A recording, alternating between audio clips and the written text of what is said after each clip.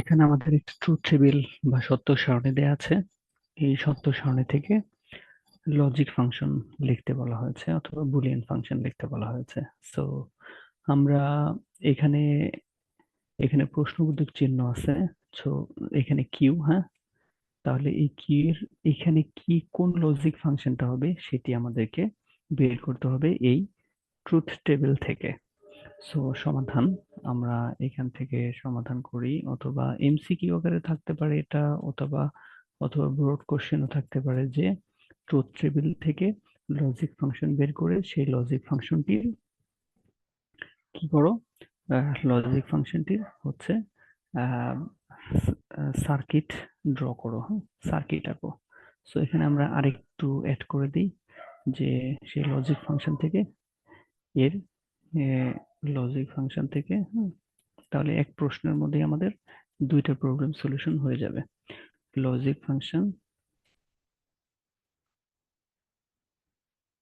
Logic function sorry logic, হ্যাঁ, logic function বা circuit diagram. এখানে আমরা বলি যে সার্কিট আঁকো। ঠিকই তো ছিল। আচ্ছা, যা হোক, লজিক ফাংশন হতে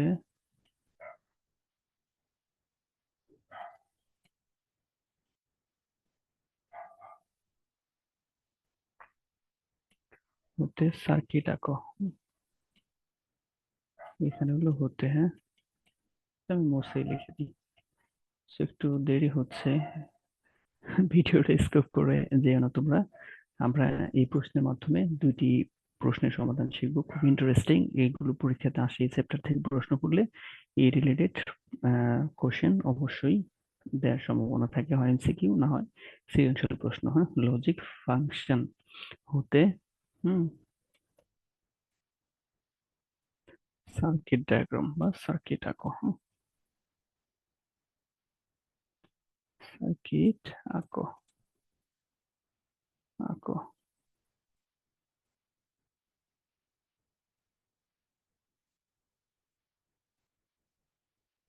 সো আমাদের এই হচ্ছে প্রশ্ন। তো আমরা প্রথমে যে কাজটা করব সেটি হচ্ছে যে যে রোর মধ্যে এখানে 4টা রো আছে, এই 4টা রোর মধ্যে আমি একটু ইয়ে করি, ফুল করে ফেলি। এই 4টা হুম 4টা রোর মধ্যে যে রোতে আউটপুট 1 আছে সেই রো নিয়ে আমরা কাজ করব। তাহলে এইখানে আউটপুট হচ্ছে 1 আছে, এই রোতে আউটপুট 1 আছে, তাহলে এই দুইটা রো নিয়ে আমরা কাজ করব। সো এখানে ইনপুট যদি 0 হয় তাহলে এই এক্স আমরা বার নেব। তার মানে এখানে আমরা পেলাম হচ্ছে এক্স বার, ছোট করে লিখি, হ্যাঁ, এক্স বার পেলাম। আর এখানে আমরা পেলাম হচ্ছে ওয়াই বার, ওয়াই বার। তার মানে যে ইনপুটের জন্য আউটপুট 1 হয়েছে ওই ইনপুটের যদি ইনপুটটি যদি 0 হয় তাহলে ইনপুটের বার নেব। যদি 0 হয় তাহলে ইনপুটের বার নেব। যদি 1 হয় তাহলে আমি অন্য কালার দিয়ে লিখি, যদি 1 হয় তাহলে ওইটাই নেব। যদি 1 হয় তাহলে ওই ইনপুটই নেব। সো আমাদের ইনপুট 1 আছে, তাহলে এক্স ইনপুট ছিল এক্সই নেব। আর ইনপুট 1 আছে, ওয়াই ইনপুট আছে, তাহলে ইনপুট ওয়াই নেব। সো এখন পাশাপাশি মানে left to right, left to right আমরা কি করব হচ্ছে গুণ করব। তাহলে এই প্রথমটার জন্য আমরা পেলাম অতএব, আমরা একটু লিখে দেব এখানে যে অতএব, হ্যাঁ, অতএব লজিক ফাংশন, এত কিছু লেখার দরকার নাই, শুধু আমরা লিখে দেবো যে লজিক ফাংশন অথবা প্রদত্ত ট্রুথ টেবিল, প্রদত্ত সত্য সারণী হতে লজিক ফাংশনটি হলো লজিক ফাংশনটি হলো লজিক ফাংশনটি হলো আমরা লিখে দেবো যে, তাহলে কি লেফট টু রাইট আমরা গুণ করবো যে কয়টাই থাকুক। তাহলে আমরা প্রথমটা পেলাম হচ্ছে এক্স বার ওয়াই বার, এটা পেলাম। তার নিচে মানে উপর থেকে নিচে, হ্যাঁ, উপর থেকে নিচে আমরা কি করব, এগুলো এগুলো হচ্ছে যোগ করে দেব। তাহলে এখানে, তাহলে প্রথমে প্রথমে আমরা পেলাম হচ্ছে এক্স বার ওয়াই বার, আমরা এটা পেলাম। আর এখানে পাবো হলো এক্স ওয়াই, এক্স ওয়াই, তাই না? এই লেফট টু রাইট যদি আমরা গুণ করি তাহলে এক্স পাবো। তাহলে এই দুইটা আমরা কি করব, এই দুইটাকে আমরা যোগ করে দেবো, দ্যাট মিনস এক্স আর হচ্ছে ওয়াই। এইভাবে আমরা একটা সত্যক সারণী হতে আমরা একটা লজিক ফাংশন ড্র করে ফেললাম। সো এখন আমরা প্রশ্নের দ্বিতীয় অংশের কাজ করব, সেটি হচ্ছে যে লজিক ফাংশন হতে আমরা একটা সার্কিট আঁকবো।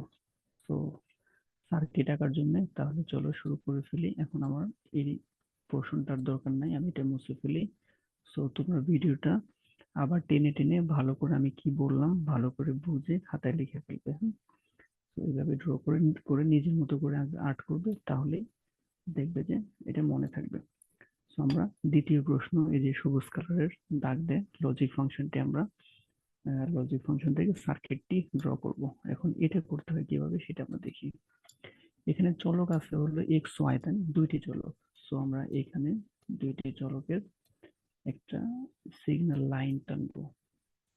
একটা হচ্ছে ওয়াই চলকের জন্য একটা সিগন্যাল লাইন টানবো, আর একটা হচ্ছে এক্স চলকের জন্য একটা সিগন্যাল লাইন টানবো। তো এক্স বার ওয়াই বার আছে, তাহলে আমরা একটা এখান থেকে একটা কি করতে পারি, এক্স বারের জন্য আমরা জানি যে আমরা নট গেট দিলে, নট গেট অ্যাপ্লাই করলে আমাদের কি হয়, এক্স বার পেয়ে যাই, তাই না? এক্স বার পেয়ে গেলাম, আমাদের এক্স বার দরকার, তাহলে আমরা এখান থেকে একটা এক্স বার পেলাম। আরেকটা ওয়াই বার দরকার, তাহলে আমরা এইখান থেকে নেই আরেকটা, এরকম দিব আমরা, এরকম ছোট একটা ইয়া ইয়া করবো। তাহলে আমি এইখান থেকে পেলাম হচ্ছে এক্স বার, আর হচ্ছে এইখান থেকে আমরা পেলাম হচ্ছে ওয়াই বার, ওয়াই বার। এখন তারা দুজনে গুণ আকারে আছে, তাই না?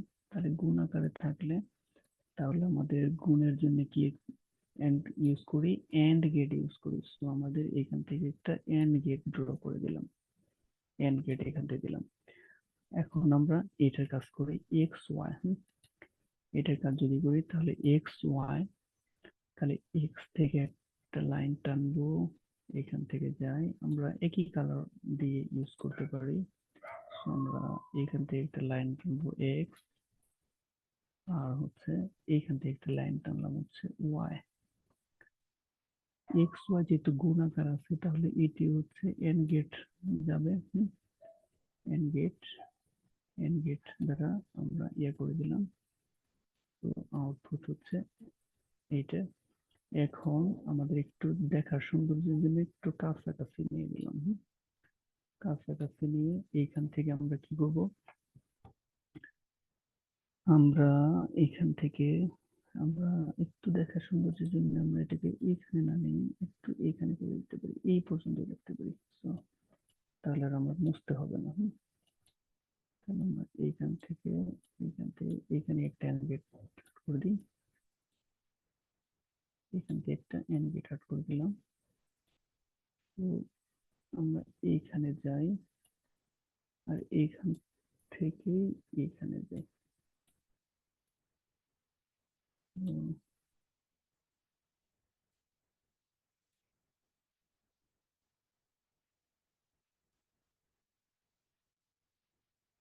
তো এইখানকার রেজাল্টটা পেয়েছি আমরা x bar y bar, x bar y bar, আর এইটার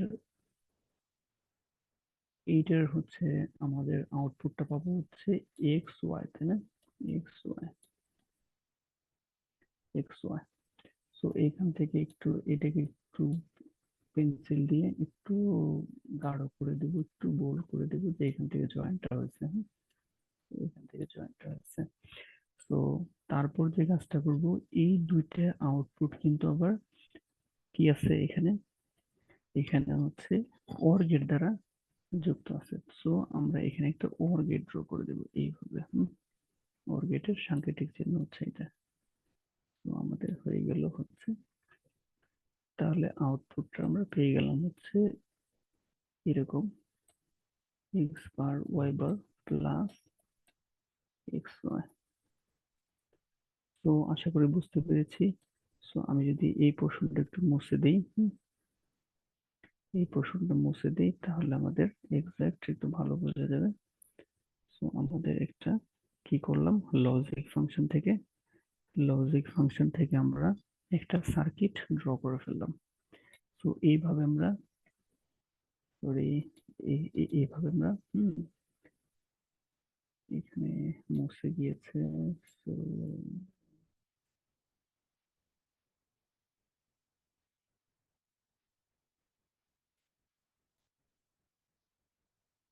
আশা করি বুঝতে পেরেছি, আগেই তো আমাদের ড্র করাই ছিল। তো এটাই হচ্ছে আমাদের একটা সার্কিট। যদি সার্কিট আর্ট করতে বলে তাহলে আমরা এইভাবে একটা লজিক ফাংশন থেকে আমরা সার্কিট ড্র করতে পারি। আশা করি বুঝতে পেরেছি। ওকে, তাহলে